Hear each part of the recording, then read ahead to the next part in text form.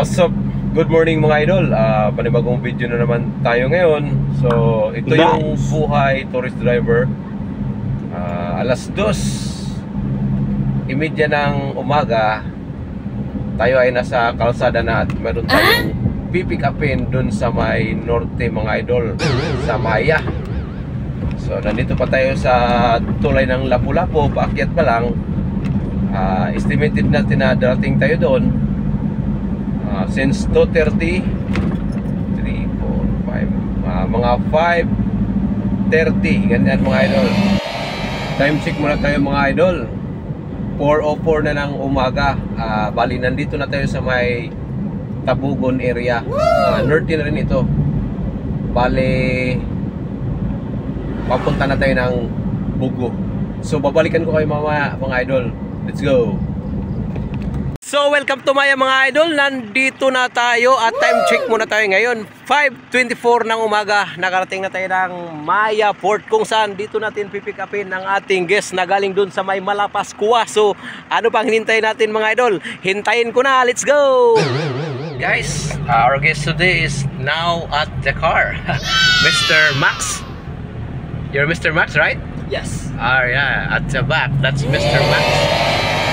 So we're proceeding to airport now. So let's go, come on. How long you live at US? Like most of my life, so like 20 years. 2 years. Yeah. So this is your first time to come here in Philippines? Yes, yeah. Yeah. So it's great. There's a lot of island here. Yeah. Yeah. But Malapas Kuwa, more on diving, right? Yes, yeah. And after this, going back to US or? No, so I'm actually going to Bali next for a little bit. And then Thailand. Thailand.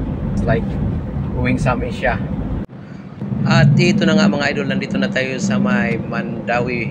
Papunta na tayo ng second bridge dito sa may papuntang Lapu-Lapu mga idol. Ito yung Fernan Bridge, kung saan nandito na tayo sa taas at tayo ay maghatid ng ating guest doon sa may domestic dahil ang biyahe niya ay papuntang Manila mga idol. So ayan na, hatawan tayo dito dahil nagmamadali kami kasi ang kanyang flight ay alas 3 pa.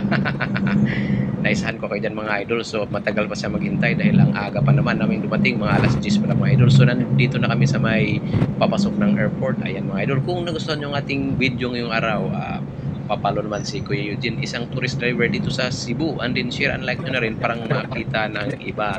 So ayan mga idol, and then shout out nga pala sa ating mga followers. Ayan, mega love shout out, and then shout out din sa ating mga viewers. Ayan, lahat ng viewers, mega love shout out sa inyo lahat. So hanggang dito na lang sa lahat ng mga magtutur dito sa Cebu. Mag-comment lang kayo sa ating comment section sa baba. So maraming salamat mga idol.